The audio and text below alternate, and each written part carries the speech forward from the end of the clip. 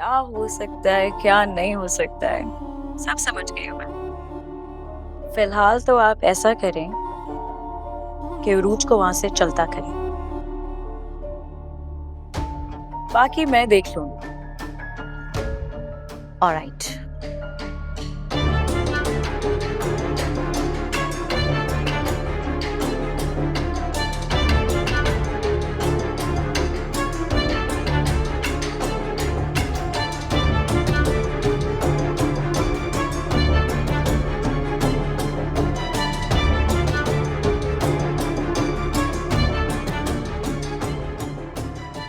ये डॉक्टर तो बहुत ही तेज है,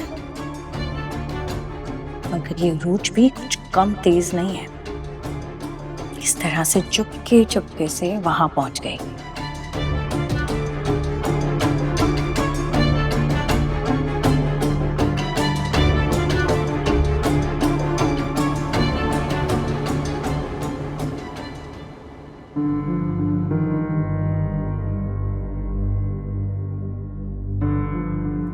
सॉरी, मैं जरा बिजी हो गई थी और आप लोग भी तो बिना अपॉइंटमेंट्स आ गए थे। जी डॉक्टर साहबा। अच्छा, तो मैं क्या कह रही थी कि आप लोग को यकीन नहीं है हमारी रिपोर्ट्स पर। आप समझ नहीं रही मेरी बात को। देखिए, हमारा मुतमईन होना भी तो जरूरी है ना।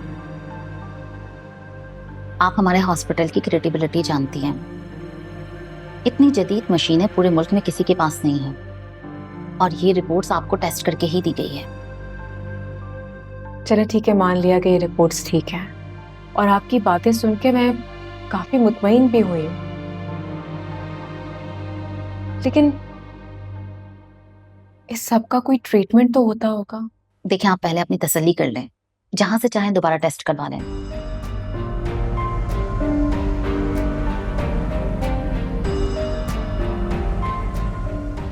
और जहां तक इलाज का मामला है वो हम बाद में देख लेंगे। फिलहाल ये रिपोर्ट आप मेरे पास छोड़ दीजिए, मेरी असिस्टेंट आपको कॉल करेगी। But we are professionals. Thank you. चले अम्मी।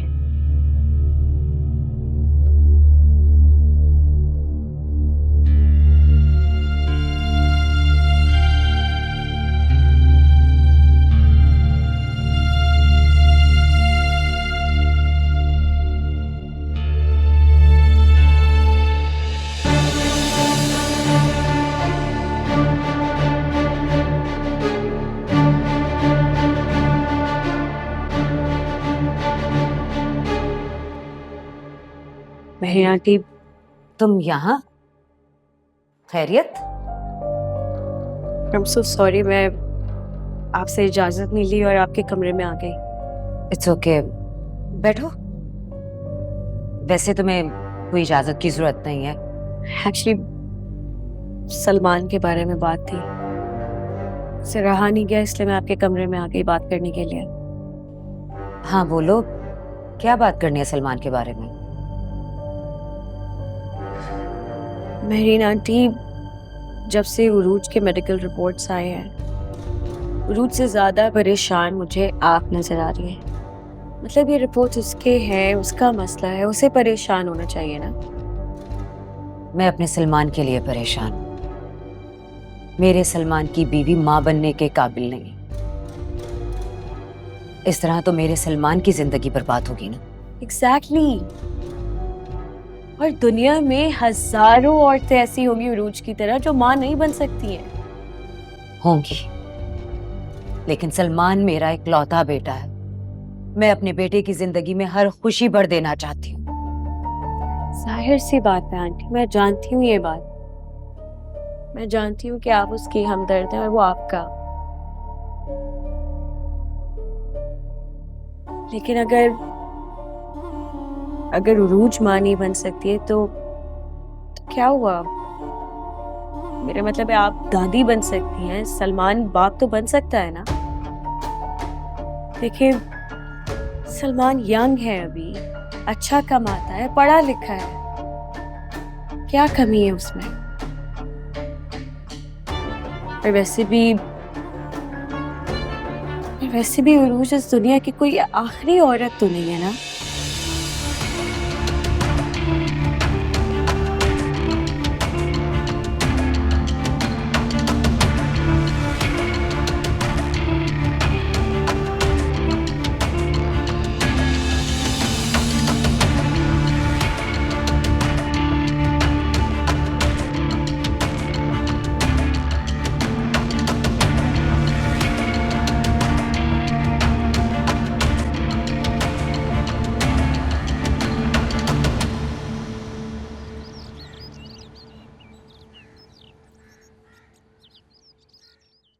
अच्छा किया अरूज, तुमने उस डॉक्टर को खुद दिखा दिया, वरना ऐसा भी क्या मसला कि हल ना हो सके।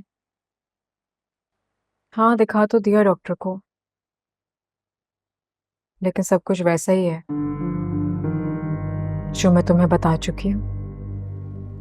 देखो अरूज, वो उस डॉक्टर की एक्सपर्टीज थी, और मैं कहती हूँ कि इंसान को अपनी दिल की तसल्ली कर लेनी चाहिए।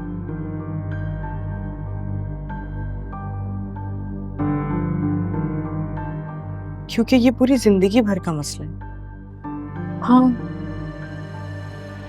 मसला तो आ ही गया है। अच्छा तुम परेशान नहीं हो ना, मेरी मामा है ना, उनकी फ्रेंड एक गायनाकोलॉजिस्ट, मैं उनसे बात करती हूँ तुम्हारे लिए टाइम ले। हमें सेकंड ओपिनियन भी तो लेना चाहिए ना।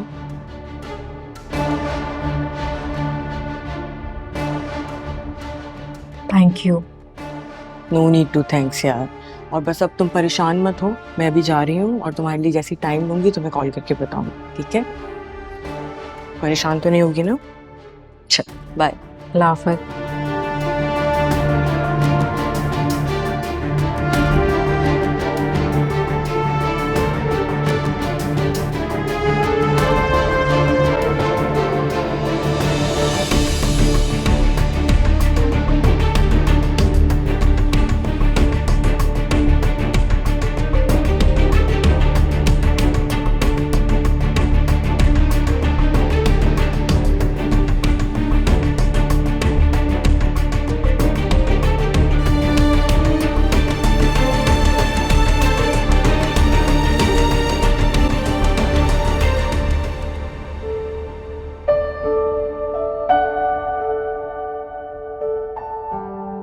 मसाई, अरे छोटी बीबी साहिबा, आप कुछ चाहिए आपको?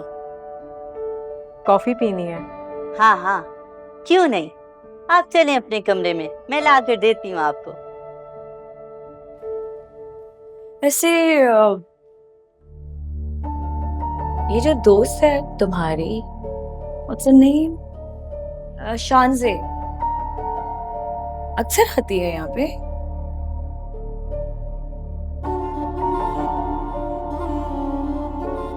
मेरा मतलब है काफी हमदर्द लग रही थी। दोस्त हमेशा से हमदर्द ही होते हैं। हाँ, ये बात तो सही बोली है।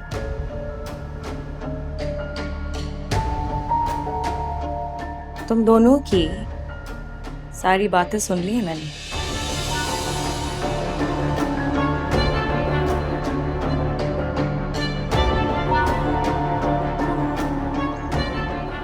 छुप कर बातें सुनना बदतहजीबी कहलाती है। होती होगी।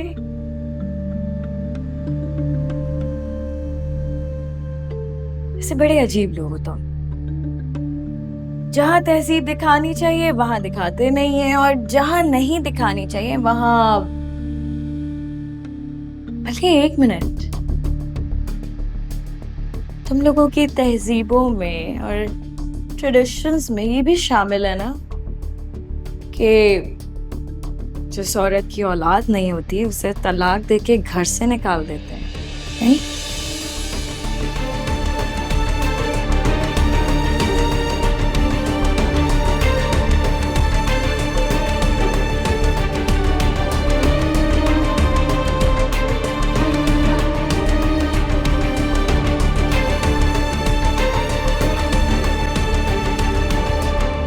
For your kind information, हमारी तहजीब में बे औलाद को तलाक ही नहीं देते।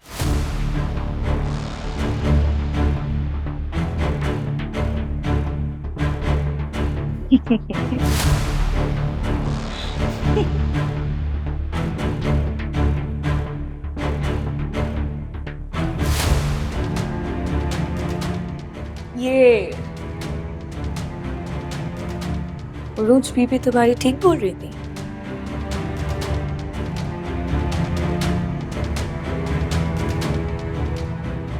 यहाँ तो सारे ही रोज बीबी के दीवाने नजर आ रहे हैं।